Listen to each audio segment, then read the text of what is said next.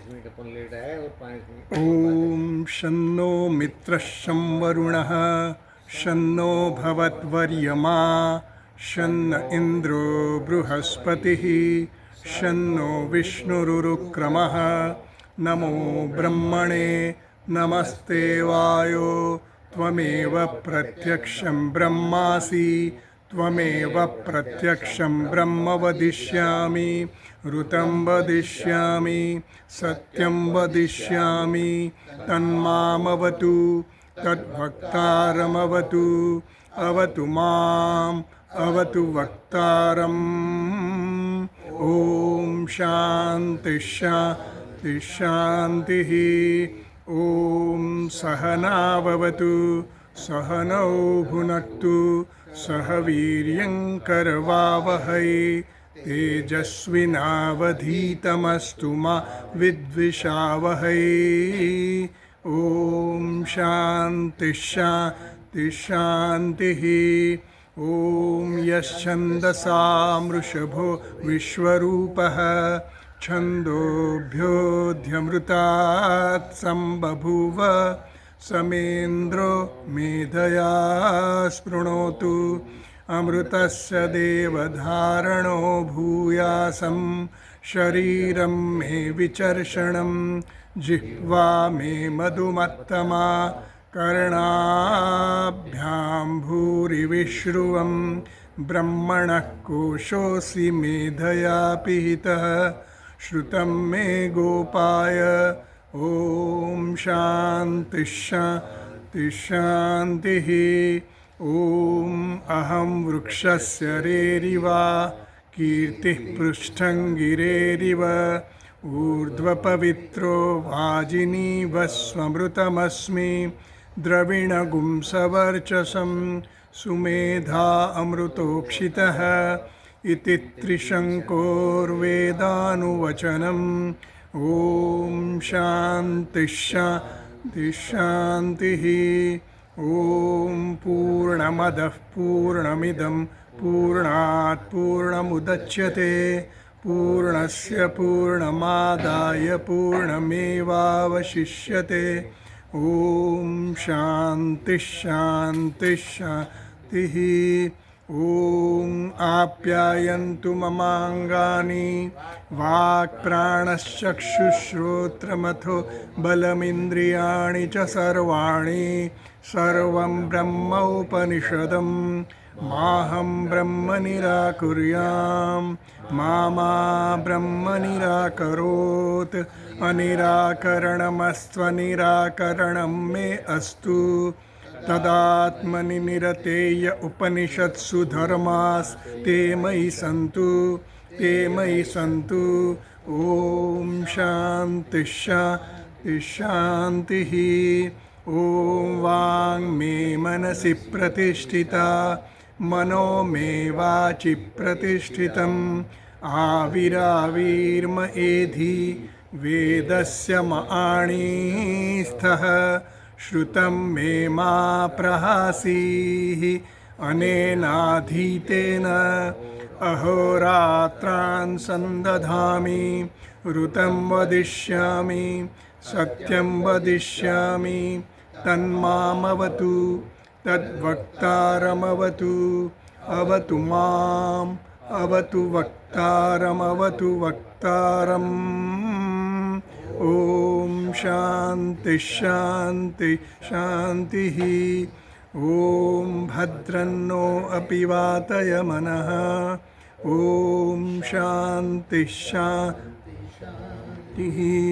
ॐ भद्रं कर्णेभिः शृणुयाम देवाः भद्रं पश्येमाक्षभिर्यजत्राः स्थिरैरङ्गैस्तुष्टुवागुंसस्तनूभिः व्यशेम देवहितं यदायुः स्वस्ति न इन्द्रो वृद्धश्रवाः स्वस्ति नः पूषा विश्ववेदाः स्वस्ति नस्तार्क्ष्यो अरिष्टनेमिः स्वस्ति नो बृहस्पतिर्दधातु ॐ शान्ति शान्ति शान्तिः ॐ यो ब्रह्माणं विदधाति पूर्वं यो वै वेदांश्च प्रहिणोति तस्मै तं हदेवमात्मबुद्धिप्रकाशं मुमुक्षुर्वै शरणमहं प्रपद्ये ॐ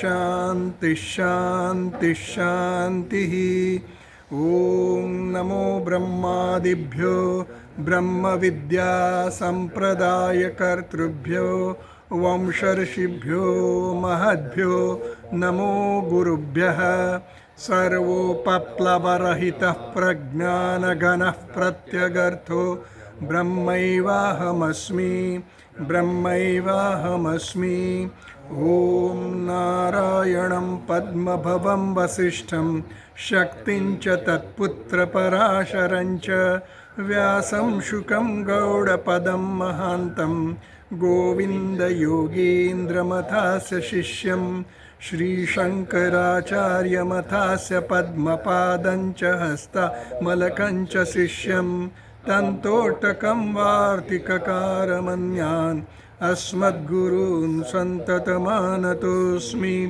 श्रुतिस्मृतिपुराणानाम् आलयं करुणालयं नमामि भगवत्पादं शङ्करं लोकशङ्करं शङ्करं शङ्कराचार्यं केशवं बादरायणं सूत्रभाष्यकृतौ वन्दे भगवन्तौ पुनः पुनः ईश्वरो गुरुरात्मेति मूर्तिभेदविभागिने व्योमवद्व्याप्तदेहाय दक्षिणामूर्तये नमः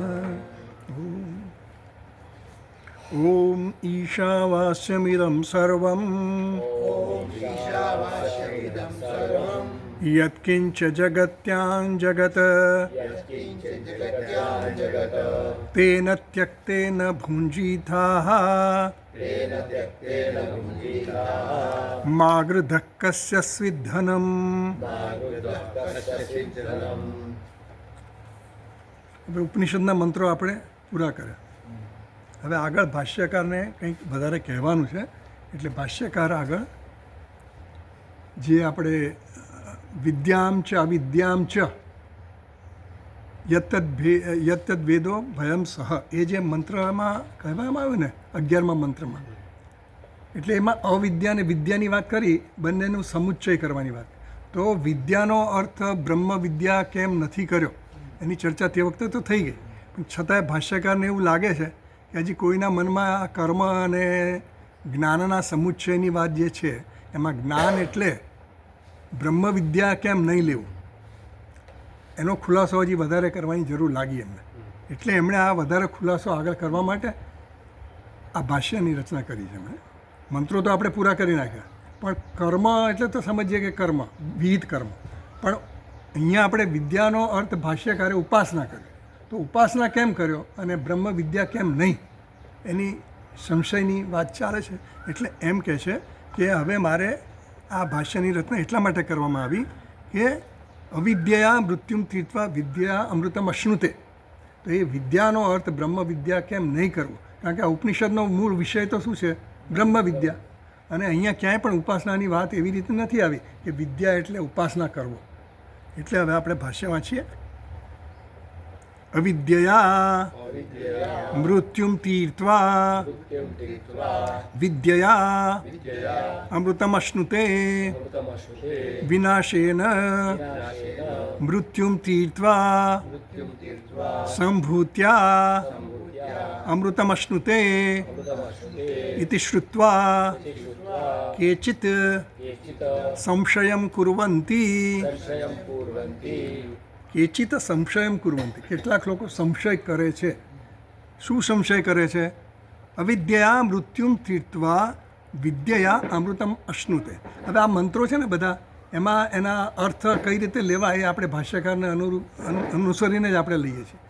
આમ તો વિદ્યા એટલે બ્રહ્મ વિદ્યા થવો જોઈએ અને અમૃત એટલે મુખ્ય અમૃતત્વ થવું જોઈએ, પણ બંને જગ્યાએ ભાષ્યકારે એના અર્થ જુદી રીતે કર્યા છે મંત્રના. એટલે કે અવિદ્યા મૃત્યુમ તીર્થવા, અવિદ્યા દ્વારા મૃત્યુને તરી જાય છે, અને વિદ્યા અમૃતમ અશ્નુતે, વિદ્યા દ્વારા અમૃતત્વની પ્રાપ્તિ કરે છે. વિનાશેન મૃત્યુમ તીર્થવા. હવે આમાં શું છે કે અવિદ્યા મૃત્યુમ તીર્થવા. તીર્થવા એટલે તરીને. અવિદ્યા મૃત્યુમ તરતી એવું નથી કીધું. આ બે અધિકારી અલગ અલગ છે એવું નથી. અમૃતત્વની ઈચ્છા કરનારો અને વિદ્યાની ઈચ્છા વિદ્યાવાળો જે વ્યક્તિ છે એ બંને એક જ છે અહીંયા કહેવા માટે. તીર્થવા શબ્દ વપરાયો ને, તીર્થવા એટલે એક જ ક્રિયા કરીને પછી એ જ અધિકારી બીજી ક્રિયા કરે છે. એટલે એને હા, એટલે બંને છે ને સમાન કર્તૃત્વ છે એકમાં. તીર્થવા કહ્યું એટલે કરતા એક જ છે.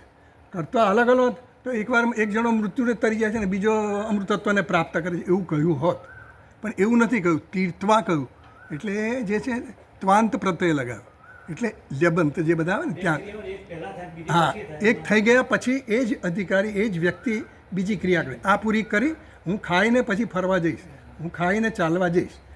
એક કામ એક ક્રિયા પૂરી કરી અને બીજા વ્યક્તિ એક જ છે. એટલે કહે છે અવિદ્યા મૃત્યુમ તીર્થવા વિદ્યયા અમૃતમ અશ્નુતે. એટલે વિદ્યા એટલે કે અહીંયા આપણે તો કર્મ કર્યું એટલે કર્મથી મૃત્યુને તરી જઈને વિદ્યયા અમૃતમ અશ્નુતે. વિદ્યા એટલે આપણે દેવતાની ઉપાસના કર્યું આપણે. તો દેવતાની ઉપાસનાથી એ અમૃતત્વને પામે છે. તો આ અમૃતત્વ કયું લેવાનું? મુખ્ય અમૃતત્વ લેવાનું.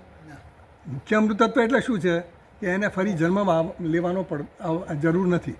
જ્યારે પેલું અમૃત દેવતાનું અમૃતત્વ છે ક્ષીણે પુણ્ય મર્ત્ય લોકમ વિશંતિ એટલે પુનરાવર્તનવાળું અમૃતત્વ છે. અમૃતત્વ છે પણ એ આપેક્ષિક છે.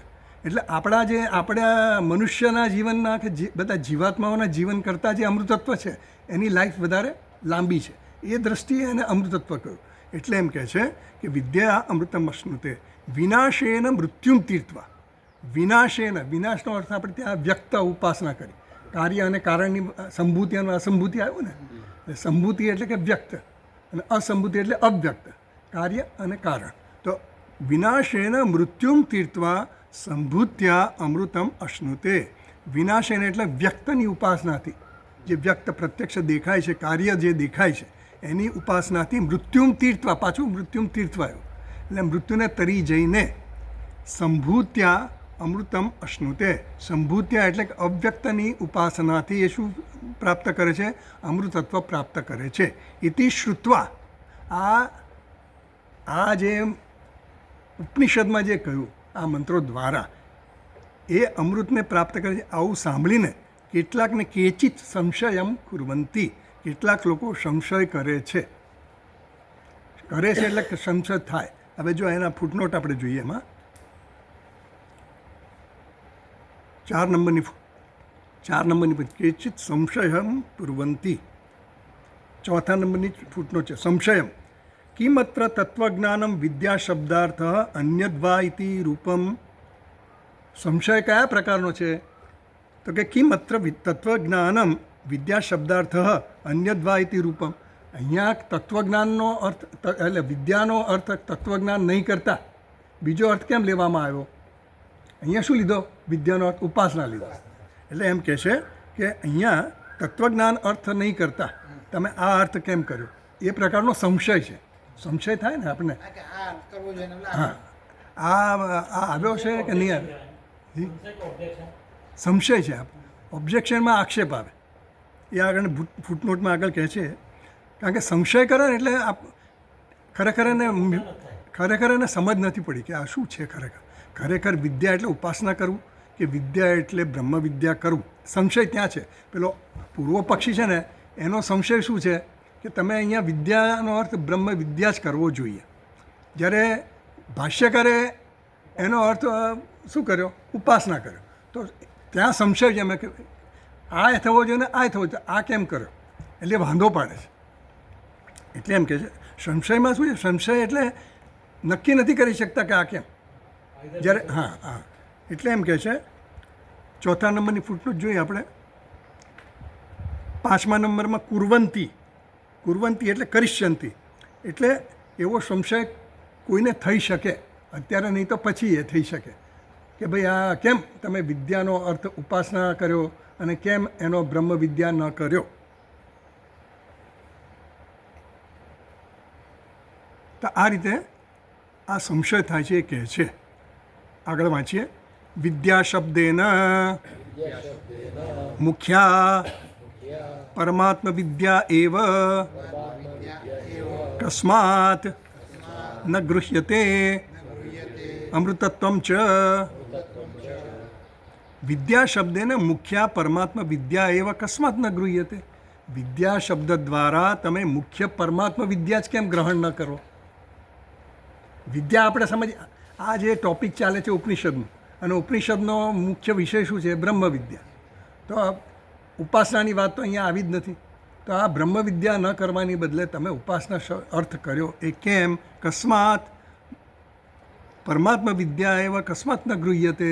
પરમાત્મા વિદ્યા જ કેમ ન લેવું જોઈએ? આનો અર્થ વિદ્યા, આ તો સામાન્ય આપણને સંશય તો જાય જ ને, આપણને જાય કે આ ભાષ્યકાર ગમે તે કહી દે એટલે આપણે માની લેવું એવું તો ના જ હોય ને.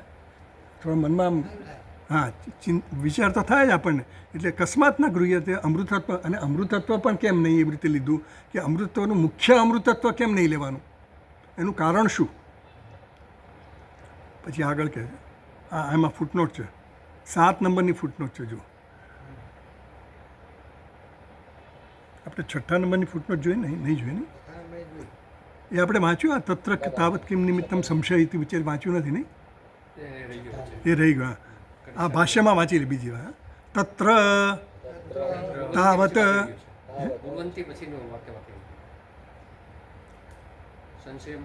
અચ્છા ઓકે ઓકે હા રાઈટ.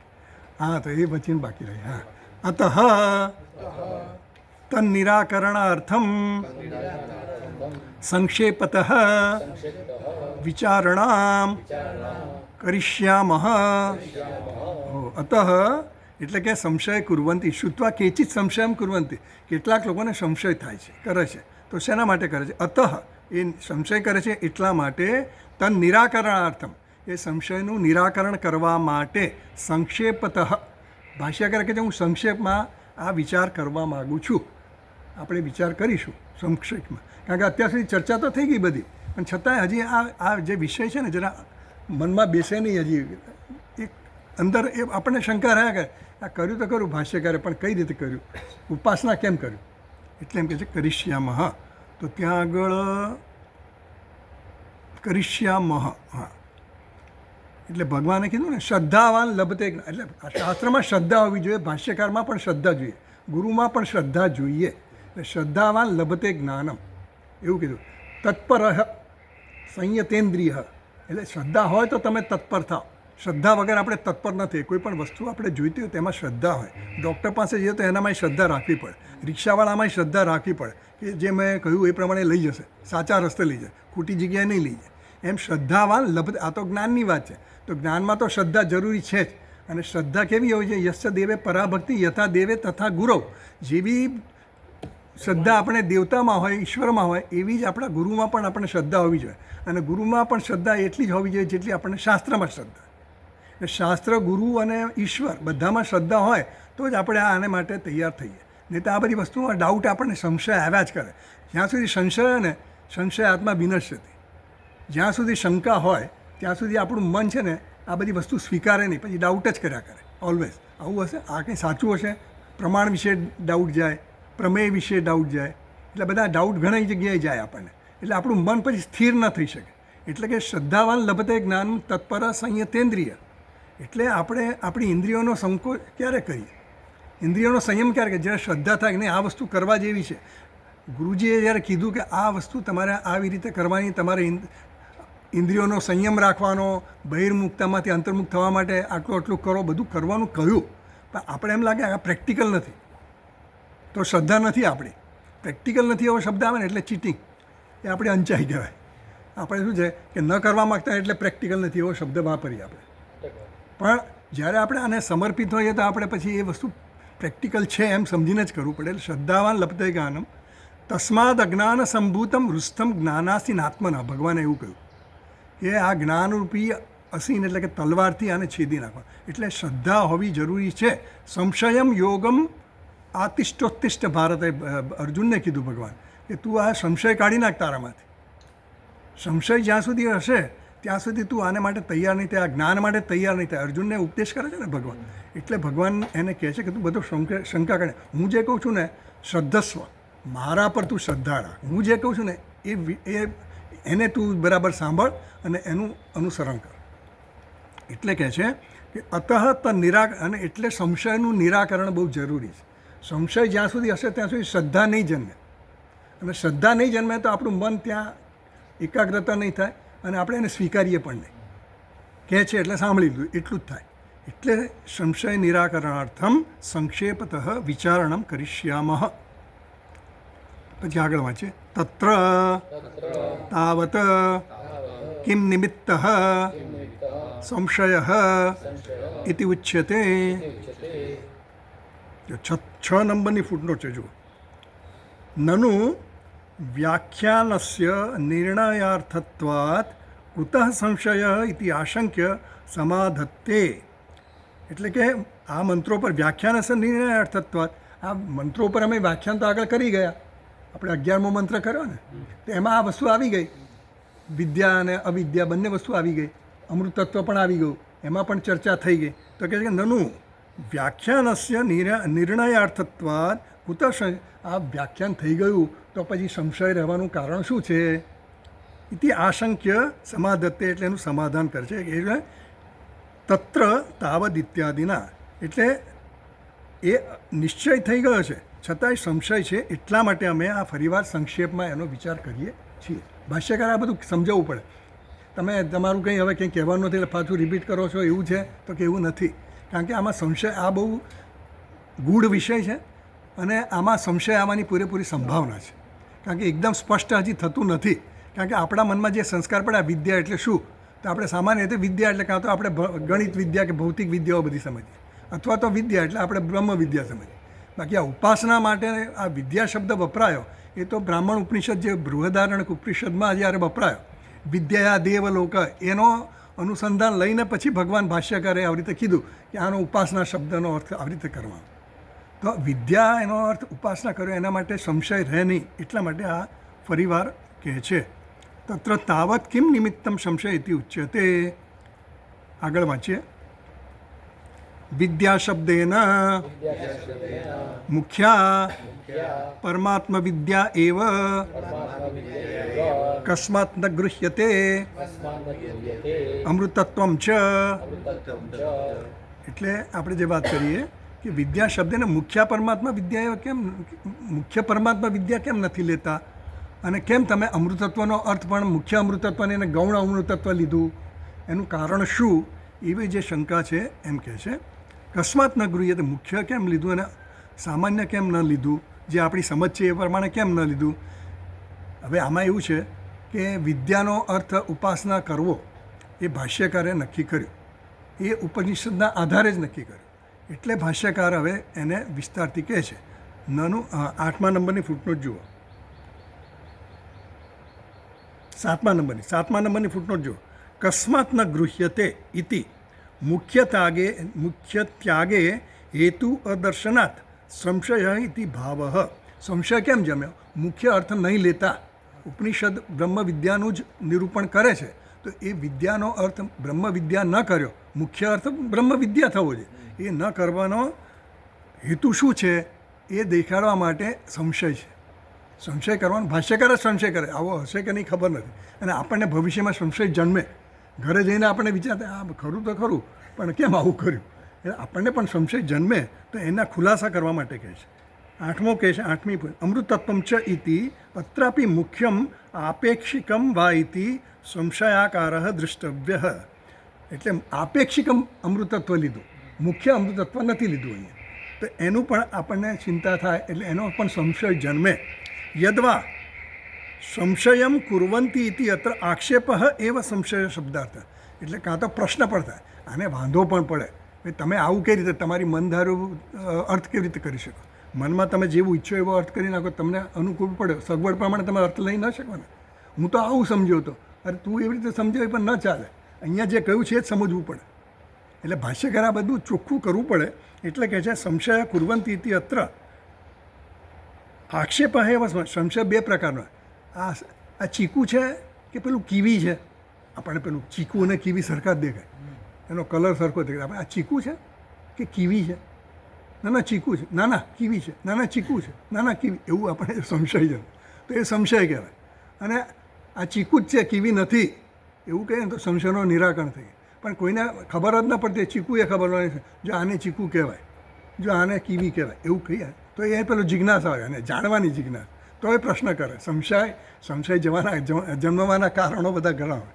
એટલે ન જાણતો હોય, જિજ્ઞાસા હોય તોય પણ સંશય જન્મે, અને વાંધો પડવો હોય તોય સંશય જન્મે. તું કહે છે એટલે કંઈ સાચું, તું કહે એટલે આમ જ આ ચીકું જ, આ કી તો ચાખી જો ભાઈ, હવે તું ચાખ એટલે ખબર પડશે. એટલે આવી રીતે સંશયના પ્રશ્ન આક્ષેપ કરે ને, એટલે આક્ષેપ કરે એટલે આરોપ કરે. તમે કહો છો એ સાચું કેવી રીતે, તો આપણે પુરવાર કરવું પડે સાચું કેમ છે. ઉપાસનાનો વિદ્યાનો અર્થ ઉપાસના કર્યો એ પુરવાર કરવું પડે કે કેમ ઉપાસના કરવો પડ્યો. કારણ કે એનું કારણ તો આપવું પડે ને. આપણે સંશય ક્યારે જન્મે? બે વસ્તુમાં બે પ્રોબેબિલિટી, વિકલ્પ હોય, અને વિકલ્પમાં સંભાવના બંનેની હોય. આ પણ હોઈ શકે અને આ પણ હોઈ શકે.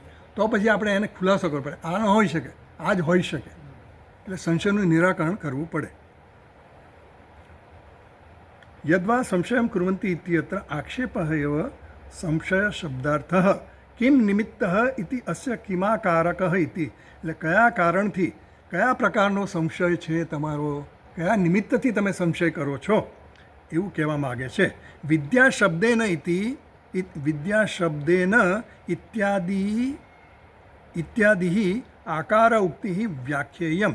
વિદ્યા અને વિદ્યાનો અર્થ બ્રહ્મ, આકારક એટલે કયા પ્રકારનો, એટલે બ્રહ્મ વિદ્યા એવો કેમ કર્યો, એ આકારનો એટલે કે એ પ્રકારનો તમે વિદ્યાનો અર્થ કર્યો અને અમૃતનો અર્થ કર્યો. એ કેમ ઓરિજિનલ જે અમે સમજીએ છીએ મુખ્ય અર્થ એવો તમે કેમ નથી કરતા, એવો સંશય છે. એ જ વસ્તુ કીધી અમે. ચાલો આગળ વાંચીએ ભાષ્યમાં. નનુ ઉક્તાયાઃ પરમાત્મ વિદ્યાયાઃ કર્મણશ્ચ વિરોધાત સમુચ્ચય અનુપપત્તિઃ નનુ ઉક્તાયાઃ પરમાત્મ વિદ્યાયાઃ કર્મણશ્ચ વિરોધાત. એટલે આ સિદ્ધાંત નનુ અહીંયા છે ને, નનુ એટલે હંમેશા નનુ એટલે કંઈ પૂર્વ પક્ષી ન હોય. સિદ્ધાંતિ પણ નનુ એટલે પ્રશ્ન કરે છે, થોડો વાંધો પાડે છે. એ પણ એને પ્રશ્ન કરે છે. કોને? પૂર્વ પક્ષીને. નનુ ઉક્તાયાઃ પરમાત્મ વિદ્યાયાઃ કર્મણશ્ચ વિરોધાત. અમે તમને પહેલાં જ કહી દીધું ભાઈ કે પરમાત્મ વિદ્યા અને કર્મનો સમુચ્ચય થઈ શકે નહીં. આવું અમે સ્પષ્ટ તમને પહેલાં પણ સમજાવ્યું છે. તો તમે કેમ સમજાવ્યું છે એટલે તો કે આ બંનેનો વિરોધ છે. પરમાત્મ વિદ્યા અને કર્મ બંનેનો પરસ્પર વિરોધ છે. એ બંનેનો સમુચ્ચય એક સાથે એ બેનું અનુષ્ઠાન થઈ શકે નહીં એવું અમે કહ્યું છે. એટલે સમુચ્ચય શક્ય નથી એવું અમે તમને પહેલાં પણ કહ્યું છે. જેમ અંધકાર અને પ્રકાશ બંને એક સાથે હોઈ ન શકે. પ્રકાશ હોય ત્યાં અંધકાર ન હોય, અને અંધકાર હોય ત્યાં પ્રકાશ હોય. બંને એક જ અધિકરણમાં ન હોય. એમ પરમાત્મા વિદ્યા અને કર્મ એક જ અધિકરણમાં, એક જ વ્યક્તિમાં, એક જ અધિકારીમાં એક સાથે રહી શકે નહીં. એ સ્પષ્ટ છે. એ અમે તમને પહેલાં પણ કહ્યું. એટલે એમ કહે છે કે પછી આગળ કહે છે સત્યમ વિરોધસ્તુ ન અવગમ્યતે વિરોધ અવિરોધયોઃ શાસ્ત્ર પ્રમાણકત્વાત યથા અવિદ્યા અનુષ્ઠાનમ વિદ્યા ઉપાસનમ ચ શાસ્ત્ર પ્રમાણકમ તથા તદ્વિરોધ અવિરોધૌ અપી યથા ચ ન હિંસ્યાત સર્વભૂતાની ઇતિ શાસ્ત્રાત અવગતમ પુનઃ શાસ્ત્રેણ એવ બાધ્યતે અધ્વરે પશુમ હિંસ્યાત ઇતિ એવં વિદ્યાવિદ્યયોઃ અપી સ્યાત વિદ્યાકર્મણોશ્ચ સમુચ્ચયઃ. એટલે હવે પહેલાં જે સિદ્ધાંતિએ કહ્યું ને કે આ તો આપણે પહેલાંથી ચર્ચા થઈ ગઈ છે, આ વસ્તુની ખુલાસો અમે સ્પષ્ટ કરી નાખ્યો છે. તો પેલો પૂર્વ પક્ષી કહે છે વાત તમારી સાચી, સત્યમ, તમારી વાત તો સાચી છે. આ સત્યમ એટલે એ એગ્રી થઈ ગયો છે એવું નહીં, સત્યમ એટલે થોડો વિરોધ સાથે એગ્રી થયો છે, એટલે એ પોતાનો મત હજી રજૂ કરે છે. સત્યમ વિરોધસ્તુ ન અવગમ્યતે, અમે એ જ કહીએ છીએ ને ભાઈ કે વિરોધ નથી, પરમાત્મા વિદ્યા અને કર્મનો વિરોધ નથી એવું અમે કહીએ જ છીએ. કારણ કે આ મંત્રમાં એવું નથી કીધું. મંત્રમાં જ્યારે ઉપનિષદ એવું કહે કે વિદ્યામ ચ વિદ્યામ ચ યસ્તદ વેદો ઉભયમ સ, બંનેનો સમુચય ત્યાં કયો જ છે મંત્રમાં. એટલે ઉપનિષદ જ કહે છે. જ્યારે ઉપનિષદ કે અમે એ જ માનીએ છીએ, તમે જે કહો છો એ જ અમે કહીએ છીએ કે વિદ્યા અને અવિદ્યાનો વિરોધ નથી. વિરોધસ્તુ ન અવગમ્યતે, વિદ્યા અને અવિદ્યાનો વિરોધ જણાતો જ નથી. વિરોધ અવિરોધયો શાસ્ત્ર પ્રમાણ, કારણ કે શાસ્ત્ર પ્રમાણ છે ભાઈ. અમે શાસ્ત્રને પ્રમાણ માનીએ છીએ, તમે જેમ શાસ્ત્રને પ્રમાણ માનો છો એમ અમે શાસ્ત્રને પ્રમાણે. અને શાસ્ત્ર જ કહે છે કે વિદ્યામ ચ અવિદ્યામ ચ યસ્તદ વેદો ભયમ સહ અવિદ્યા મૃત્યુમ તીર્થવા વિદ્યા અમૃતમ અશ્નુતે એવું મંત્રમાં કીધું. ઉપનિષદ કહે છે.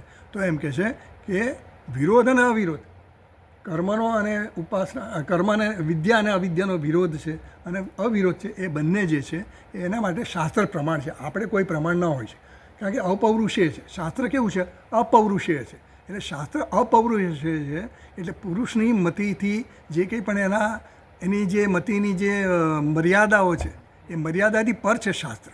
અતિન્દ્રિય વિષય માટે શાસ્ત્ર પ્રમાણ છે. જ્યાં આપણા સેન્સ ઓર્ગન્સ કે આપણી જે જ્ઞાનની જે કંઈ પણ આપણી સાધનો છે એ દ્વારા આપણે ન મેળવી શકીએ, એના માટે આપણે ઉપનિષદને પ્રમાણ ગણીએ છીએ. શાસ્ત્રને પ્રમાણ શેના માટે કરીએ? અતિન્દ્રિય વિષયો માટે શાસ્ત્ર પ્રમાણ છે. એટલે એમ કહે છે કે વિરોધ અવિરોધ શાસ્ત્ર પ્રમાણકત્વાદ, એટલે શાસ્ત્રના પ્રમાણથી જ વિરોધ છે કે અવિરોધ છે એ પણ એનાથી જ નક્કી થાય. અને શાસ્ત્ર કહે છે કે અવિદ્યા અને અવિદ્યાનો સમુચ્ચય થાય એટલે વિરોધ નથી. પૂર્વ પક્ષીની વાત તો સાચી જ છે કે ભાઈ શાસ્ત્ર જ કહે છે. તો હવે આમાં સમજવું કેવી રીતે? એમ કહે છે યથા અવિદ્યા અનુષ્ઠાનમ, તો એ દાખલો આપે છે, પાછું પૂર્વ પક્ષી જ દાખલો આપે છે. યથા અવિદ્યા અનુષ્ઠાનમ વિદ્યા ઉપાસનમ ચ શાસ્ત્ર પ્રમાણકમ, જેમ શાસ્ત્ર પ્રમાણ છે શેના માટે? અવિદ્યા અનુષ્ઠાન, કર્મનું કોઈ પણ અનુષ્ઠાન કરવું હોય તો આપણે એક વિહિત કર્મ કરવા, ભાઈ અગ્નિહોત્ર કર્મ કરવું છે, કારોરી યજ્ઞ કરવો છે, પુત્ર પ્રાપ્તિ કરવા માટે મારે યજ્ઞ કરવો છે, ધન સંપત્તિ માટે મારે યજ્ઞ કરવો, તો કોનો આધાર લઈએ? તસ્માત શાસ્ત્ર પ્રમાણમ તે કાર્ય વ્યવસ્થિત. ભગવાને કીધું કે શાસ્ત્ર પ્રમાણે તારે શું કરવું અને શું ન કરવું એના માટે શાસ્ત્ર પ્રમાણ છે. એટલે આ પૂર્વ પક્ષી એમ કહે છે યથા વિદ્યા અનુષ્ઠાનમ, એટલે કર્મનું અનુષ્ઠાન કરવું હોય તો કર્મના અનુષ્ઠાન માટે સાધન અને સાધ્યની વાત ક્યાં કરવામાં આવી? શાસ્ત્રમાં કરવા. મારે અમુક સાધ્ય પ્રાપ્ત કરવું છે તો મારે કયા પ્રકારે કર્મ કરવું, કયું સાધન કરવું, એના માટે મારા માટે શાસ્ત્ર પ્રમાણ છે. હું મારા મન સુધીથી કંઈ પણ કરું ને તો એ પ્રમાણ નથી. ભલે મને ખબર હોય કે આમ કરીશ તો આમ થશે જ, ચોક્કસ આમ થશે જ, પણ જે આ વૈદિક કર્મો છે એના માટે તો શાસ્ત્ર જ પ્રમાણ છે. અને ગમે તે કર્મ તમે હિંસક કર્મ પણ કરો તો એના માટે પણ વૈદિકમાં લખેલું, વેદમાં લખેલું હોય તો એવા હિંસા કર્મ કરી શકો. અમુક કર્મ કરવા માટે વેદમાં પણ છે એની પરમિશન. કારણ કે પહેલાં એવું હતું કે પહેલાં આ બધા ક્ષત્રિયો જે હતા ને એ બધા ક્ષત્રિયોનો શું હતું? શિકાર કરવા જવું. શિકાર કરવા કેમ જતા? કારણ કે એ લોકોએ જેમ આપણે પેલી પ્રેક્ટિસ કરવી પડે કોન્સ્ટન્ટ, યુદ્ધ ગમે ત્યારે થાય તો યુદ્ધ માટે પ્રેક્ટિસ કરવી હોય તો શિકાર કરવો પડે, બાણ બધા અસ્ત્રો શસ્ત્રો બધા પણ વ્યવસ્થિત રાખવા પડે તૈયાર. એટલે બધી પ્રેક્ટિસ કરવી, રિહર્સલ કરવા પડે ને. એમ ક્ષત્રિયો પણ પહેલાં જંગલમાં જઈને બાણાવળી કરતા, શિકાર કરતા, એવું બધું કરતા હતા. કેમ કરતા હતા? કારણ કે એ લોકોને તૈયાર રહેવું પડતું. નહીં તો આળસું થઈ જાય. એકવાર શીખી ગયા પછી તમે, આપણે આના માટે તો કેમ પ્રેક્ટિસ, કન્સિસ્ટન્સી કેમ જોઈએ, સાતત્ય કેમ રહેવું જોઈએ? ભૂલાઈ જઈએ આપણે. ગોખવાનું કેમ હોય?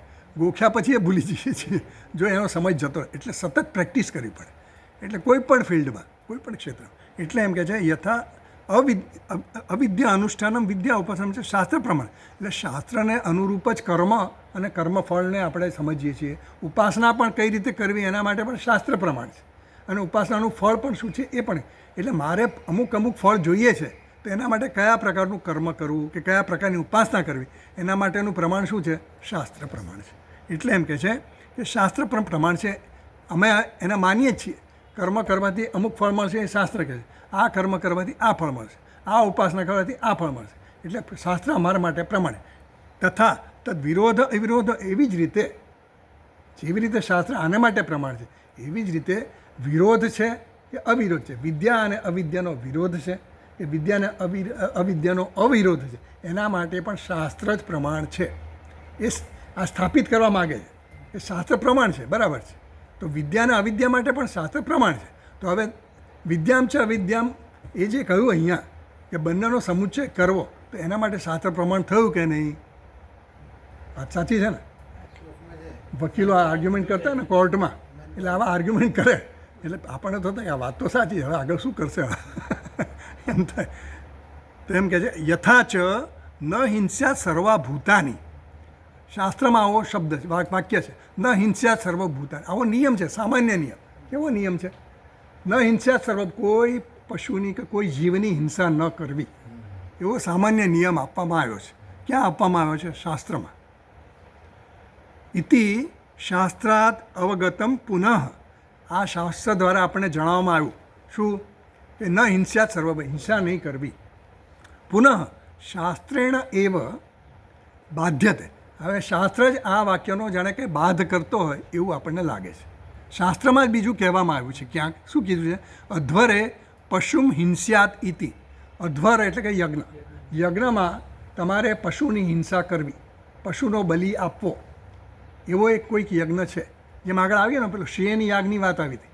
કોઈને શત્રુને મારવો હોય, પોતાનો એનિમી છે, શત્રુ છે, એને મારવો હોય, તો હવે મારે મારવો છે પણ હું કોઈ કાવા દાવા કરું કે પછી વૈદિક પદ્ધતિ છે કંઈ એના માટે? તો કે વૈદિક પદ્ધતિ છે એના માટે.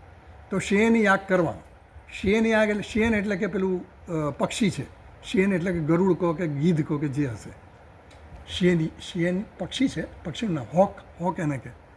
એટલે એ પક્ષીનો એમાં બલિ ચડાવવા, બલિ આપવાનો. બાજ, હા રાઈટ, બાજ. હા, એટલે બાજનો તમારે એમાં બલિ આપવાનો, એવો પેલામાં નિયમ છે. ન હિંસ્યાત પણ કીધું, અને પાછો બલિની વાતે કરવામાં આવી, તો એ તો હિંસા થઈ ગઈ. એટલે એમ કે છે અધ્વરે પશુમ હિંસ્યાદિતિ એવમ વિદ્યા અપી સ્યાત.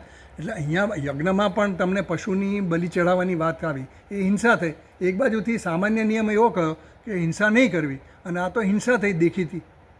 એટલે એમ કે છે એવી જ રીતે બંને વેદમાં જ કહેવામાં આવ્યું છે. તો એવી રીતે આ વિદ્યાને વિદ્યાનું પણ એવું જ સમજવાનું હોય. વેદ પ્રમાણ છે, અને વેદ પ્રમાણ જો આવું કહેતું હોય કે વિદ્યા અને અવિદ્યાનો સમુચ્ચય કરવો, એટલે વિદ્યા એટલે તમારે જે વિદ્યા આપણે બ્રહ્મ વિદ્યા છે, મુખ્ય વિદ્યા, એ જ લેવી જોઈએ, અને એનો જ સમુચ્ચયની વાત કરવામાં આવી છે.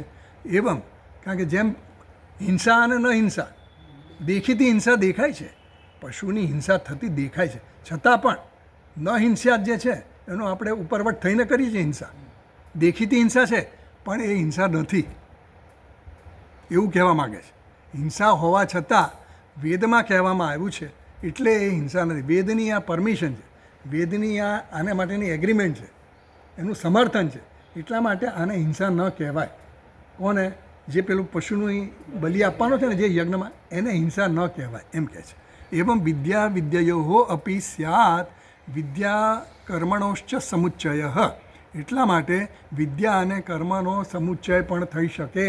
બ્રહ્મ વિદ્યા અને કર્મનો કારણ કે એનો આગ્રહ એવો જ છે કે બ્રહ્મ વિદ્યા અને કર્મનો સમુચ્ચય થવો જ જોઈએ. એટલે કે તમને બ્રહ્મ વિદ્યા થયા પછી કર્મ છોડી દો ને, એ નહીં ચાલે. ટૂંકમાં મીમાંસકો તો કર્મ ચાલુ રાખવું જ, એવો એમનો આગ્રહ છે, અને એને એ વળગીને જ ચાલે છે. જીવો ત્યાં સુધી, યાવત જીવત અગ્નિહોત્રમ જુહુયા. જ્યાં સુધી તમે જીવો ત્યાં સુધી કર્મ કરો ને કરો. એ લોકોનો એકદમ શ્રદ્ધા છે, અને એવું એ લોકોનો માન્યતા 100%ની છે. એટલે આ બધી ચર્ચા છે. એટલે હવે જુઓ, ફૂટનોટ આપણે જોઈએ. 9 નંબરની ફૂટનોટ છે. યથા, છેલ્લી લાઈન છે ને ભાષ્યની, યથા ચ ન હિંસ્યાત સર્વભૂતાની છે, ત્યાં 9 નંબરની ફૂટનોટ છે. યથા ચ ઇત્યાદિ યથા અન્યત્ર હિંસાયા ન હિંસ્યાદિતિ શાસ્ત્રોક્ત અહિંસયા વિરોધ હિંસાયા તત્ર અશાસ્ત્રીયત્વાત.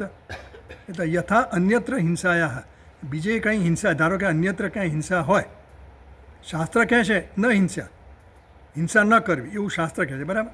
પણ અન્યત્ર હિંસા, અને કોઈ ઈરાદાપૂર્વક હિંસા કરે, જાણી જોઈને કોઈ હિંસા કરે તો એ કેવી કહેવાય? અશાસ્ત્રીય થઈ ગઈ, શાસ્ત્ર વિરોધી થઈ ગઈ. એટલે કહે છે કે હિંસાયા તત્ર અશાસ્ત્રીયત્વ, એટલે અશાસ્ત્રીય હિંસાને હિંસા કહેવાય, શાસ્ત્રીય હિંસાને હિંસા ન કહેવાય. આ શાસ્ત્રીય એટલે કે વેદમાં જે કીધું ને કે ભાઈ અધ્વરે પશુમ હિંસ્યાત, એની છૂટ આપી કે તમે પશુની હિંસા કરી શકો, તમારે આ ફલાણો યજ્ઞ કરવો છે, કારણ કે મારે અમુક કર્મફળ લેવું હોય, મારે અમુક ફળો જોઈતું હોય, તો એના માટે એવું છે કે શત્રુને મારે મારવો છે, તો મારે મારવો છે તો હું ગમે તેમ રીતે મારે કોઈને સોપારી આપી દઉં અને ભાઈ તું મારી નાખ, એવું એ કરીએ ને આપણે. તો એવી રીતે કરીને તમે કરો તો એ તો તમને નુકસાનકારક છે. શાસ્ત્રને અનુસરીને તમે કરો ને તો એમાં તમને અમુક ઓછું પાપ લાગે, પાપ તો લાગે જ, એને તમારે એનું કર્મનું ફળ ભોગવવું તો પડે, પણ પેલું શાસ્ત્ર અનુસરીને કરો છો. જ્યારે તમે તમારી મનથી કરો ને એમાં તો તમે ઘણા પાપ ઇન્વોલ્વ કરી શકો, ખબર નથી આપણને. એટલે એમ કહે છે કે ક્યાં ગયું? હા, અધ્વરેતુ ન વિરોધ હિંસાયા અપી શાસ્ત્રીયત્વ. યજ્ઞમાં હિંસા છે એ શાસ્ત્રીય છે, અશાસ્ત્રીય જો હોય તો એ હિંસા કહેવાય. પછી કહે છે અધ્વરે હિંસાયામ સ્વરૂપતઃ હિંસાત્વેપી. યજ્ઞમાં દેખીતી રીતે તો હિંસા દેખાય, એપરન્ટલી યુ સી, પશુનો બલિ આપો છો એ તમે જુઓ છો, દેખીતી રીતે હિંસા જ છે ને. પશુને મારવું એ હિંસા જ છે, કોઈને પણ ઈજા પહોંચાડવી એ હિંસા જ છે. હિંસાત્વેપી પાપજનકત્વેન અહિંસાત્વાદ, પણ એ પાપ અજનકત્વેન, એ પાપ જન્માવતું નથી. સામાન્ય રીતે તમે હિંસા કરો, કોઈને મારો, કોઈને ઈજા પહોંચાડો ને તો એ હિંસા થઈ, પણ અહીંયા જે હિંસા કરી એ પાપ જન્માવતું નથી, કારણ કે વેદમાં કહ્યું છે એ પ્રમાણે. વેદ પ્રમાણ છે અને વેદ જે કંઈ પણ કહે એ આપણા હિત માટે જ હોય. હિત માટે હોય એટલા માટે કે મારી જે કંઈ પણ ઈચ્છા છે એ પૂરી થાય છે. મારે ઈચ્છા મારી પૂરી કરે, ભલે અત્યારે મારી ઈચ્છા વ્યાજબી નથી, પણ વેદમાં એના ઉપાયો આપ્યા છે, મીન્સ અને એન્ડ બધું ત્યાં તમને મળે.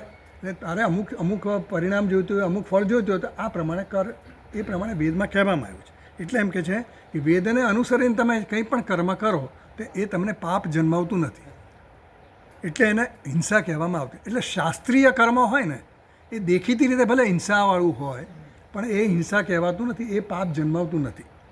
હિંસાત્વ અહિંસાત્વયોહો સહવર્તનાત, એટલે હિંસા અને અહિંસા બંને સાથે દેખાય છે ને આપણને. આ જે પશુનો બલિ અપાય છે ત્યારે હિંસા પણ થાય છે અને એને અહિંસા પણ કહેવામાં આવે, બંને સાથે દેખાય. આ કોનો? આ પૂર્વ પક્ષીની આ બધી દલીલો છે. તથા ચ શાસ્ત્રીય અશાસ્ત્રીયયોઃ એવ વિરોધ ન તુ દ્વયોઃ અપી શાસ્ત્રીયયોઃ ઇતિ ભાવઃ. આ શાસ્ત્રીય હોય એટલે શાસ્ત્રમાં જે કીધેલું હોય ને એનો શાસ્ત્ર વિરોધ ન કરે. શાસ્ત્રમાં કીધું છે કે વિદ્યા અને અવિદ્યાનો સમુચ્ચય કરવો, તો એનો વિરોધ ન હોવો જોઈએ, શાસ્ત્રમાં કીધું છે. એટલે તમારે માનવું જ પડે, પૂર્વ પક્ષી કહે છે. એટલે તમે વિરોધ કરો છો ને આનો સમુચ્ચય કરવાનો, એ વિરોધ તમારો વ્યાજબી નથી. સમજ પડે? હા, એની દલીલ પૂરી કરવા માટે, એ દલીલનો બરાબર તૈયાર છે એ માણસ. એટલે પછી આગળ વાંચીએ. ચલો, આમાં જે ભાષ્યમાં વાંચ્યું ને, એવમ વિદ્યા 49માં પાના પહેલી લીટી, એવમ વિદ્યાયો અપી સ્યાત, એટલે 1 નંબરની ફૂટનોટ છે. જો એવમ વિદ્યાયો અપી સ્યાદ ઇતિ વિદ્યાયો સહ અનુષ્ઠાનસ્ય શાસ્ત્રેણ એવ વિહિતત્વાદ અન્યતરસ્ય અશાસ્ત્રીયત્વ અભાવેન અવિરોધ. બંને અમૃતત્વની પ્રાપ્તિ પણ થાય છે અને તરી પણ જાય છે, મૃત્યુને તરી પણ જાય છે. એ જે વાત કરી એટલે શાસ્ત્ર જ કહે છે વિદ્યા અને અવિદ્યાનો સમુચ્ચય કરવો, તો એમાં કોઈ વિરોધ અમે જણાતો નથી, કારણ કે શાસ્ત્રે કહ્યું છે. એટલે અમારું જે માન્યતા છે કે કર્મ કરવાનું અને બ્રહ્મ વિદ્યા આવ્યા પછી એ તમારે કર્મ ચાલુ રાખવાનું, એમાં શાસ્ત્રનું જ પ્રમાણ છે, શાસ્ત્ર જ એની વાત કરે છે, એટલે તમારે એનો વિરોધ કરવો જોઈએ નહીં. બીજું છે, બીજી ફૂટનોટ, વિદ્યા કર્મણોશ્ચ સમુચ્ચય. એવી જ રીતે વિદ્યા એવમ અવિરોધે સતી સિદ્ધ્યમ અભિષ્ટમ પૂર્વ પક્ષી સ્પર્શયતી. એટલે પૂર્વ પક્ષી વિદ્યા અને અવિદ્યાનો શાસ્ત્રીય વિરોધ નથી એવું એણે પુરવાર કર્યું. આ તો કે બ્રહ્મ વિદ્યા અને કર્મનો સમુચ્ચય કરવો જ. તમે આર્ગ્યુમેન્ટ કરી પણ એ આર્ગ્યુમેન્ટ અહીંયા ટકતી નથી તમારી. એટલે એમ કહે છે સ્પષ્ટ હતી વિદ્યા કર્મણોશ્ચ સમુચ્ચય ઇતિ અત્ર ચકારસ્ય તથા ચ સતી ઇતિ તથા ચ સતી. વિદ્યા ભાષામાં કીધું ને વિદ્યા કર્મણોશ્ચ સમુચ્ચય એટલે વિદ્યા કર્મણો અવિરોધે સતી સમુચ્ચય. વિદ્યા અને કર્મનો અવિરોધ છે શાસ્ત્રના વાક્ય પ્રમાણે. તો એ બંનેનો સમુચ્ચય સંભવ છે એવું એણે નક્કી કરી નાખ્યું. હવે પૂર્વ પક્ષીનો હવે તમારા કોર્ટમાં તમારો બોલ તમારી કોર્ટમાં આવી ગયો. હવે તમારે સિદ્ધ કરવાનું કે ભાઈ આ ખોટું છે, આ બ્રહ્મ વિદ્યા નહીં કરવાનું, આનો ઉપાસના જ કરવાનો. એ હવે ભાષ્યકાર કરશે એટલે આગળ વાંચી ચાલો. ન દૂરમેતે વિપરીતે વિશુચિ અવિદ્યાયા ચ વિદ્યા ઇતિ જ્ઞાતા ઇતિ શ્રુતે. સિદ્ધાંતિ કહે છે ભાઈ એવું નથી, તમે આ જે કહો છો ને તમારી દલીલ બધી સાચી પણ એવું સંભવ નથી. ના કેમ નથી? તો કે જો ભાઈ કઠોપનિષદમાં આવું કહેવામાં આવ્યું છે. શું કીધું છે? દૂરમેતે વિપરીતે વિશુચિ અવિદ્યાયા ચ વિદ્યેતિ જ્ઞાતા. યમરાજા નચિકેતાને કહે છે કે દૂરમેતે તે દૂર, આ બંને દૂર છે. શું? અવિદ્યા અને વિદ્યા આ બંનેના વિશુચિ એટલે કે કર્મફળ, આ બંનેની ગતિ છે ને એ ગતિ બંનેની વિરુદ્ધ છે, વિપરીત છે. વિરુદ્ધ એટલે કેમ? પેલું આમ કહે ને પેલું આમ 180 ડિગ્રીનો ડિફરન્સ છે. 90 ડિગ્રી એ નહીં, પરપેન્ડિક્યુલર સીધો 180 વિરુદ્ધ, ટોટલ વિરુદ્ધ છે. હિન્દુસ્તાન ને પાકિસ્તાન 79 પેલો છગડો ને નવડો એમ કે 36 એમ કહે છે કે દૂરમ એતે વિપરીતે વિશુચિ અવિદ્યા. એતે વિદ્યા અને અવિદ્યાની વિશુચિ વિપરીતે, એના બંનેના કર્મફળ બંનેની ગતિ વિપરીત છે. એટલા માટે એવું કોણ કહે છે? આ જાણકારો કહે છે. જ્ઞાતા એટલે જાણકારો. એટલે શું કહે છે કે ભાઈ આનું ફળ જુદું છે, કર્મનું ફળ જુદું છે અને જ્ઞાનનું ફળ જુદું છે. આવું યમરાજાએ નચિકેતાને સમજાવ્યું. એટલે એમ કહે છે કે આ શ્રુતિ છે ભાઈ, હું નથી કહેતો. તમે જે કહ્યું એ પણ શ્રુતિનું વાક્ય છે, પણ અમે કહીએ છીએ પણ હવે જુઓ, આ તમે જે કહ્યું ને કે આ બંનેનો સમુચ્ચય કરવો જોઈએ અને વિદ્યાનો અર્થ શું લેવો, બ્રહ્મ વિદ્યા લેવો કે નહીં, તો કે જુઓ અહીંયા આ ચર્ચા થયેલી છે, યમરાજાએ કરી છે. દૂરમેતે વિપરીતે વિશુચિ અવિદ્યાયા છે વિદ્યાતિ જ્ઞાતા ઇતિ શ્રુતે. એટલે જુઓ આનંદગીરી જુઓ, આનંદગીરીમાં 48મા પાના પર છે ને બીજી લીટી હું વાંચું. શાસ્ત્રીયયો જ્ઞાનકર્મણો વિરોધ અવિરોધૌ શાસ્ત્રીયૌ એવ ગ્રાહ્યૌ ન તર્કમાત્રેણ ઇતિ પરેણ ઉક્તે સિદ્ધાંતિ શાસ્ત્ર સિદ્ધ એવ વિરોધ ઇત્યાહ. એટલે શાસ્ત્રીયયો એટલે શાસ્ત્રમાં પૂર્વ પક્ષી એમ કહે છે કે શાસ્ત્રીયમાં વિરોધ અને અવિરોધ બંને શાસ્ત્રીય હોવા જોઈએ તો અમે માનીએ, અમે શાસ્ત્રને પ્રમાણ માનીએ છીએ. તમે જે વિરોધ કહો છો એ શાસ્ત્રીય હોવો જોઈએ. તો બતાવ્યું આમાં કે ભાઈ વિરોધ શાસ્ત્રીય છે.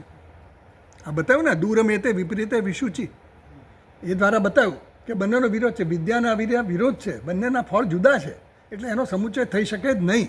પણ છતાંય પેલો જે પકડીને બેઠો હતો ને એને હવે કહે છે કે તમે આ કહ્યું વિદ્યામ છે અવિદ્યામ છે, એ જે તમે કહ્યું એ પણ સમુચ્ચયની વાત કરી, પણ અહીંયા તે પાછું ઉપનિષદ એટલે કે શ્રુતિ કહે છે કે બંનેના ફળો જુદા જુદા છે. એટલે શાસ્ત્રીયયો જ્ઞાન કર્મણો વિરોધ અવિરોધૌ શાસ્ત્રીય એવ ગ્રાહ્ય. શાસ્ત્રીય જ અમે લઈએ છીએ, અશાસ્ત્રીય નથી કહેતા. ન તર્કમાં, પણ તર્કથી નહીં લેવાનું. તર્કથી આ વસ્તુ નક્કી, સત્યનો નિર્ણય તર્કથી ન થાય. એટલે સત્યનો નિર્ણય કરવો હોય તો શાસ્ત્રીય જ છે એ અમારે કહેવું છે. તો અમે સિદ્ધાંતિ એમ કહીએ છીએ કે આ શાસ્ત્રમાં જ સિદ્ધ થયેલું છે કે બેના ફળ જુદા જુદા છે. હવે એમાં કોને મેરિટ આપી એ આપણે નક્કી કરવું પડે. આ વાક્યને મેરિટ આપી કે પેલા ના આપી, કોને સાચું કોને ગણવું? આ શાસ્ત્ર છે ને પેલું છે, બંને તો શાસ્ત્ર, બંને વિરોધી છે પાછા. હા, એટલે કયા સંદર્ભમાં વાત છે એ કહેશે. એટલે ન દૂર મેં, હા ચાલો હવે પૂર્વ પક્ષી આગળ કહે છે, આગળ વાંચીએ. વિદ્યામ ચ અવિદ્યામ ચ ઇતિ વચનાત અવિરોધઃ ઇતિ ચેત. પૂર્વ પક્ષી કહે છે વિદ્યામ ચ અવિદ્યામ ચ ઇતિ વચનાત. આ મંત્રનું વચન છે, શ્રુતિનું વચન છે. વિદ્યામ ચ અવિદ્યામ ચ યસ્ત વેદો ભયમ સહ, શ્રુતિનું વાક્ય છે. બરાબર, આ વાક્ય છે ચ ઇતિ વચનાત, આ વચનથી અવિરોધ ઇતિ છે. અમે તો કહીએ છીએ કે ભાઈ વિરોધ નથી, તમે કહો છો આમ, પણ અમે આ કહીએ છીએ એનું શું? એટલે એવું છે તો એનું શું એમ કે ન હેતુ સ્વરૂપ ફલ વિરોધાત. એટલે સિદ્ધાંતિ કહે છે કે ના ભાઈ એવું નથી. કેમ નથી? તો એના કારણ આપે છે. હેતુ સ્વરૂપ ફલ વિરોધાત. કર્મ અને વિદ્યા બંનેના હેતુ જુદા જુદા છે, એના સ્વરૂપ જુદા જુદા છે, એના ફળ જુદા જુદા છે. એટલે ત્રણ વસ્તુ ભિન્ન ભિન્ન છે. કારણ આપવું પડે ને કે તમે જે દૂરમિતેવાળું ઉદાહરણ તો આપ્યું, પણ અમે જે કહીએ છીએ એનું શું? તો કે ભાઈ જો બંનેના વિદ્યાનો અને અવિદ્યાના હેતુ જુદા જુદા છે, એના સ્વરૂપ અલગ અલગ છે, એના ફળ પણ અલગ અલગ છે. અલગ અલગ છે એટલે ભિન્ન છે, વિરોધી છે, એટલે સમુચ્ચય ન થાય. એટલે અહીંયા તમે જે વિદ્યાનો અર્થ બ્રહ્મ વિદ્યા કરવા માગો છો એ સંભવ નથી. કેમ? તો કે હેતુ સ્વરૂપ ફલ વિરોધાત. હેતુ એટલે કે એનું કારણ. વિદ્યાનું કારણ જુદું છે, અવિદ્યાનું કારણ. કેમ માણસ અવિદ્યાને અનુસરે છે, કેમ ઉપાસના કરે છે, કેમ કર્મ કરે છે, એનું કારણ જુદું છે. કેમ બ્રહ્મ વિદ્યા છે, એનું કારણ જુદું છે. એટલે બધાના કારણ આપવા પડે ને, એટલે એ કારણ કહે છે કે એનું કારણ જુદું છે, એનું સ્વરૂપે જુદું છે. જ્ઞાનનું સ્વરૂપ જુદું છે, કર્મનું સ્વરૂપ જુદું છે, કર્મનું ફળ જુદું છે, જ્ઞાનનું ફળ જુદું છે. એટલે બંને તત્તલ વિપરીત છે, એકબીજાથી વિલક્ષણ છે, એવું કહેવા માગે છે. તો જુઓ, આનંદગીરીમાં એવું કહે છે વિશુચિ નાના ગતિ વિદ્યા વિદ્યે દૂરમ વિપરીતે અતિશયન વિરુદ્ધ ઇત્યર્થ. વિશુચિ એટલે કે નાના ગતિ. નાના ગતિ એટલે અલગ અલગ બધી ગતિ, દરેકની પોતપોતાના કર્મ પ્રમાણે ગતિ થાય ને. ગતિ એટલે માર્ગ, એનો જે ઉત્તરાયણ દક્ષિણાયણ જે માર્ગે જવાનું હોય, તો વિશુચિ એટલે કે કર્મ ફળ પ્રમાણે એની ગતિ થાય. તો બંનેની ગતિ છે નાના ગતિ વિદ્યા વિદ્યે. વિદ્યા અને અવિદ્યા બંનેની જે ગતિ છે એ કેવી છે? દૂરમ વિપરીતે, એકદમ જ વિરુદ્ધ છે, અતિશયન વિરુદ્ધ, એવું એમણે કીધું. એટલે એ બેનો સમુચ્ચય થઈ શકે નહીં, સહસમુચ્ચય ન થાય. એટલે એમ કહે છે કે વિદ્યામ ચ અવિદ્યામ, હા, ન હેતુ સ્વરૂપ ફલ વિરોધા. ત્યાં 3 નંબરની ફૂટનોટ છે. જુઓ, 2 નંબરની એ ફૂટનોટ છે. એવમ આપણે 1 નંબરની જોઈ ફૂટનોટ, બીજી જોઈ લીધી ને? હા, 3જા નંબરની ફૂટનોટ. હેતુ સ્વરૂપ ફલ વિરોધાત ઇતિ તત્ર આત્મની કર્તૃત્વાદિ અધ્યાસ અર્થત્વાદિકંચ અવિદ્યાયા હેતુ. હવે હેતુ શું છે એમ કહે છે. તત્ર એટલે કે કર્મ કરવા માટે આત્માની કર્તૃત્વાદી અધ્યાસ અર્થિત્વ. આત્માને એટલે કર્મ કરવું હોય તો તમારે આત્મા પર અધ્યાસ કરવો પડે, કર્તૃત્વ બુદ્ધિ લાવવી પડે. હું કરતા છું એમ કરું ને તો જ મને એવું ફીલ થાય ને કે હું કરતા છું, તો જ હું કર્મ કરું. તો અમે એ દાખલા આપે ને, ભાઈ પાણી લાવજે, તો કોઈનામાં કરતા પણ આવે ને તો જ એ ઊભો થઈને લેવા જાય. બધાને કીધું હોય પણ કોણ ઊભો થાય? જેને એમ લાગે ને મારે કરવું જોઈએ એ ઊભો થઈને પાણી લેવા જાય. બધાને કીધું હોય બધા ન ઊભા થઈ જાય. કોઈ એક વ્યક્તિને એમ લાગે પેલો ઊભો થઈ જાય પછી બીજા ઊભા ન થાય. કોઈના મનમાં તો કોઈ થોડો લેટ થાય પણ કોઈને એમ થાય કે ભાઈ મારે કરતાં પણ, એટલે કોઈ પણ કર્મ કરવું ને તો અહંકાર જોઈએ આપણો. આ કર્મ મારે કરવું છે, આ મારે કરવું જોઈએ, કારણ કે મારે ફળની ઈચ્છા છે, અથવા તો મારી કર્તવ્ય છે, એટલે કર્મ કરું. એટલે એમ કહે છે કર્તૃત્વાદી અધ્યાસ, એટલે અધ્યાસની વાત કરી. અધ્યાસ વગર કર્તાનો અધ્યાસ આત્મા પર ન થાય ત્યાં સુધી કોઈ પણ કર્મ હું ન કરી શકું.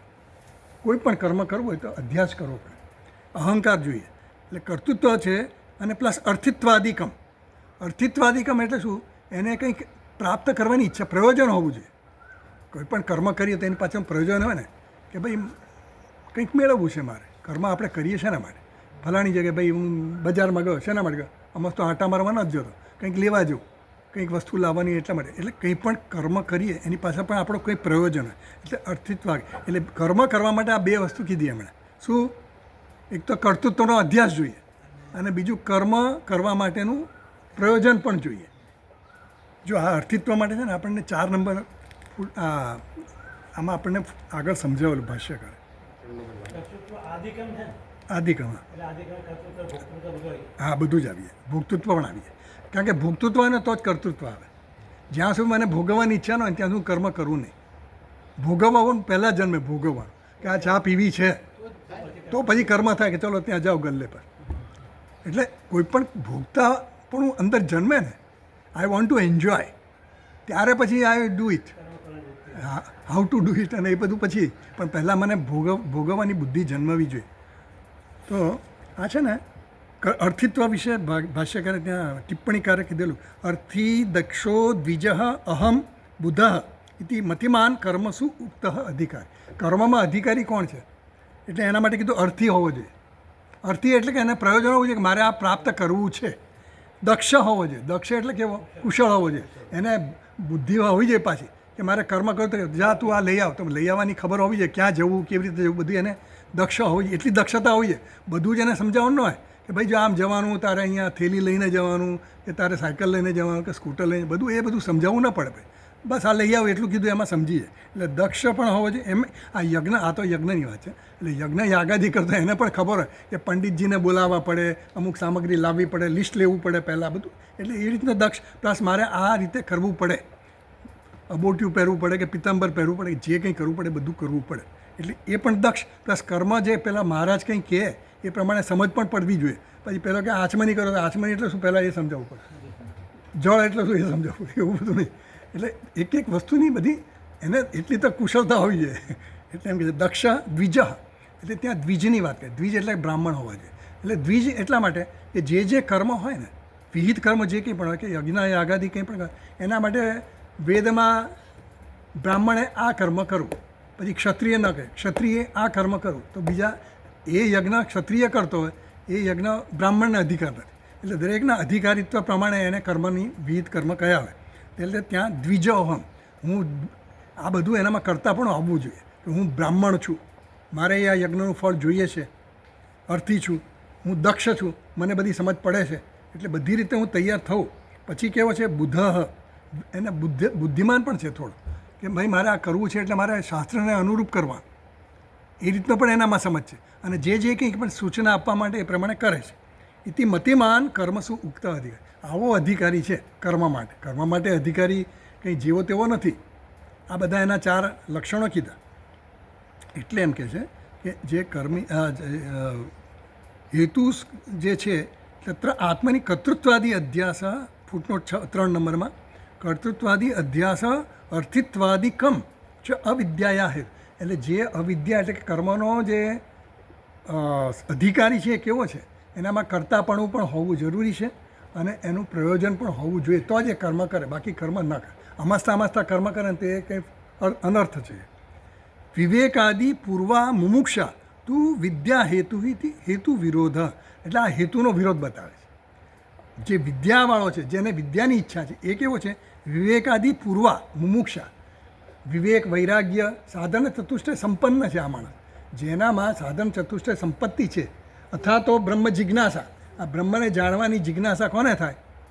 સાધન ચતુષ્ટય સંપન્ન. અથ કીધું ને, અથ તદનંતરમ. તદંતરમ એટલે શું? સાધન ચતુષ્ટય સંપત્તિ અનંતરમ. એનામાં સંપત્તિ થઈ, સંપન્ન, એ સંપન્ન થયો પછી એટલે વિવેક આવી ગયો છે, વૈરાગ્ય આવી ગયો છે, સમાધિ ષટક સંપત્તિ આવી, શમ દમ ઉપરત તિતિક્ષા શ્રદ્ધા, આ બધું એનામાં છે, સમાધાન બધું એનામાં છે. અને પછી શું છે?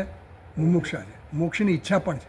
આવા 4 ગુણો જે એનામાં છે, એવો જે વ્યક્તિ છે એ વિદ્યાનો અધિકારી છે, એવો મુમુક્ષુ છે.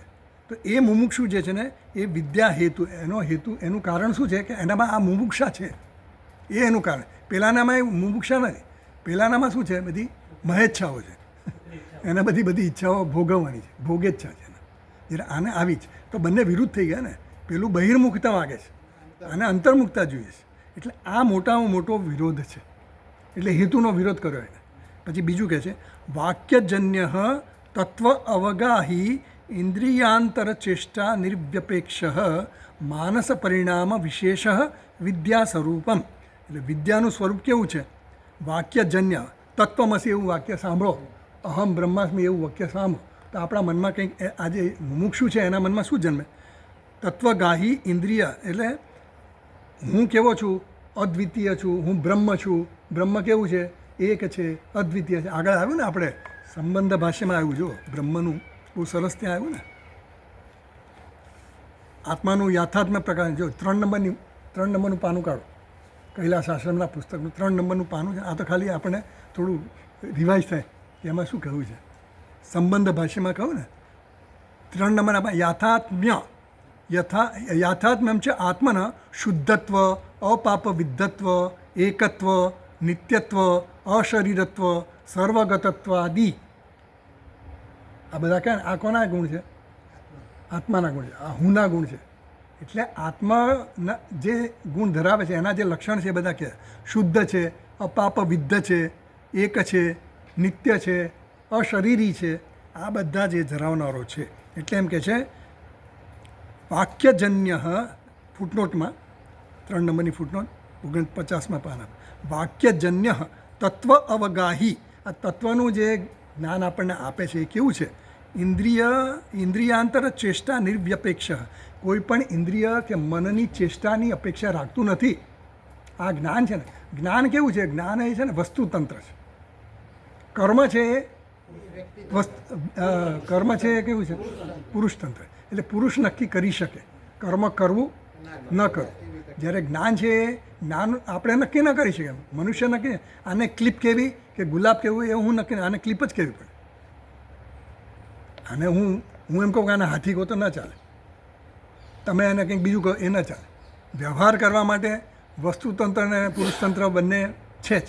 એટલે જ્ઞાન માટે તો વસ્તુ જ નક્કી કરે કે આને મારે ક્લિપ જ કહેવી પડે, આને મારે ઝાડ કહેવું પડે, આને મારે છોડ કહેવો પડે, આને મારે વેલ કહેવી પડે, આને મારે ખુરશી કહેવી પડે. આ બધું છે ને વસ્તુ નક્કી કરે, હું નક્કી ન કરીશ.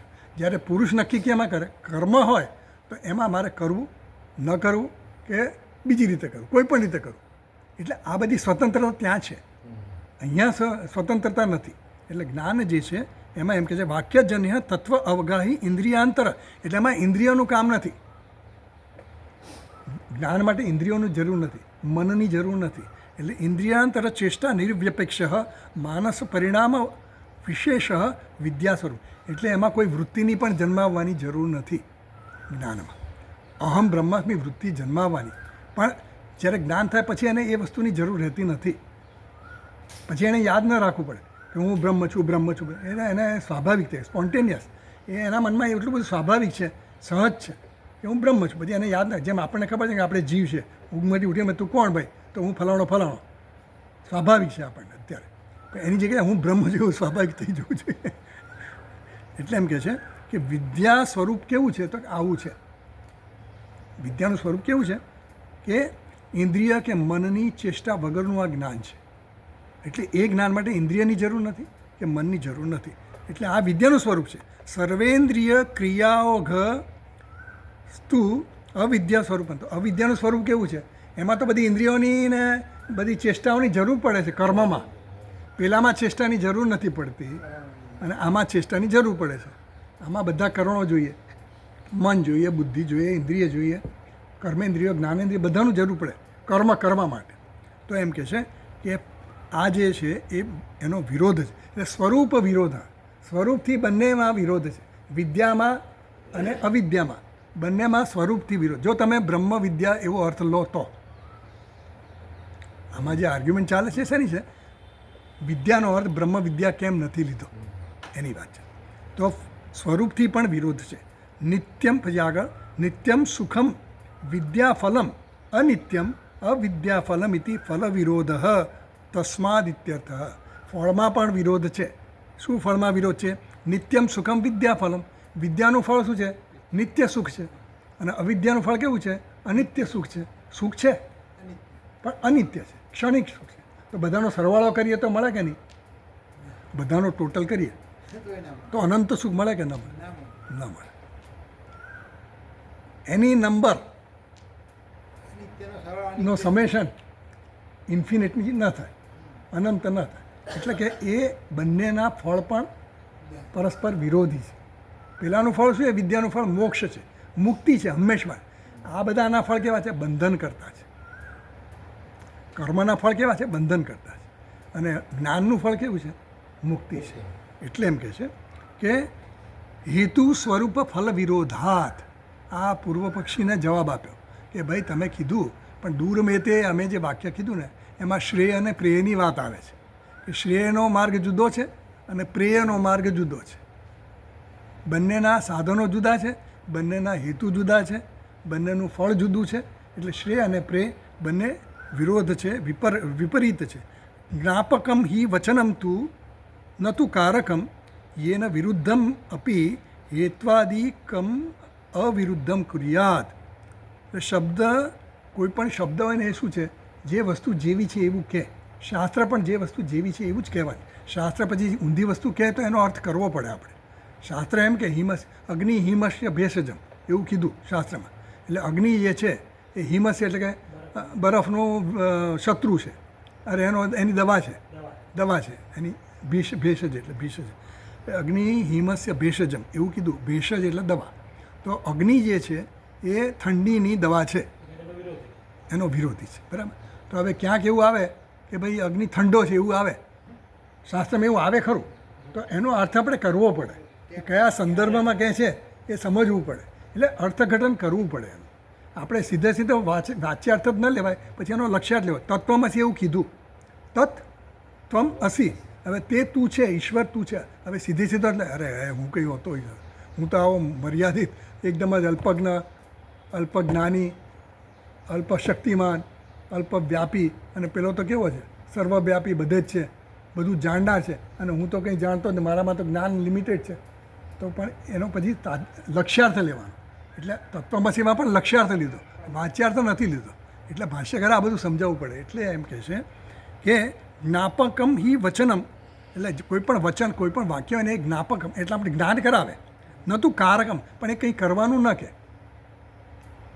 યેન વિરુદ્ધમ અપી હેત્વાદિકમ અવિરુદ્ધમ કુર્ય. એટલે જે વિરુદ્ધ વસ્તુ હોય, જે શાસ્ત્ર આપણને જે વિરુદ્ધ વસ્તુ એ કરવાનું ન કે, એનો અર્થ સમજવો પડે કે કેમ શાસ્ત્રએ આવું કીધું. શાસ્ત્રએ આ વિદ્યામ છે યસ્તે તો વેદો ભયમ સહ એવું કીધું. તો ત્યાં વિદ્યાનો અર્થ ઉપાસના કેમ લીધો? કારણ કે પછી અમારે રેફરન્સ લેવો પડ્યો બ્રાહ્મણ ઉપનિષદનો. બૃહદારણ્યક ઉપનિષદમાં વિદ્યાનો અર્થ ઉપાસના કરવામાં આવ્યો. એટલે અમે અહીંયા વિદ્યાનો અર્થ ઉપાસના કર્યો. બીજું એવું કે આ હેતુ, સ્વરૂપ અને ફળ બધા વિરુદ્ધ છે કર્મ અને જ્ઞાનના. એટલે સમુચ્ચય થઈ શકે નહીં. એટલે ભલે ઉપનિષદમાં કીધું કે વિદ્યા અને વિદ્યાનો, અવિદ્યા અને વિદ્યાનો સમુચ્ચય કરવો, પણ ત્યાં વિદ્યાનો અર્થ સમુચ્ચય એટલા માટે બ્રહ્મ વિદ્યા ન થાય કારણ કે સમુચ્ચય બ્રહ્મ વિદ્યા સાથે કર્મનો થાય નહીં. હેતુ સ્વરૂપ ફલ વિરોધાત. આવી રીતે નક્કી થયું. સરસ. એટલે આપણને આ સમજ તો છે જ, પણ આ સિદ્ધ કર્યું ભાષ્યકારે એ આ વિરોધ હોવાથી ભલે ને દૂર મેતે વિપરીતે વિશુચિ દાખલો આપ્યો, પહેલાંને એ સહમત થતો નથી. તો એના માટે પછી એને સમજાવ્યું કે આવું છે. હેતુ સ્વરૂપ ફલ વિરોધાત. અસ્મદ અર્પિતાર્થેન એવ વચનસ્ય નિરાકાંક્ષતયા ત્વદ અભિષ્ટ અર્થ અનાપાદકત્વાદિતિ ભાવ.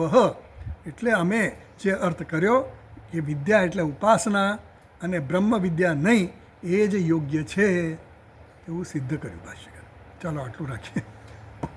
ઓમ પૂર્ણમદ પૂર્ણમિદમ પૂર્ણાત પૂર્ણમુદચ્યતે પૂર્ણસ્ય પૂર્ણમાદાય પૂર્ણમેવાવશિષ્યતે. ઓમ શાંતિ શાંતિ શાંતિ.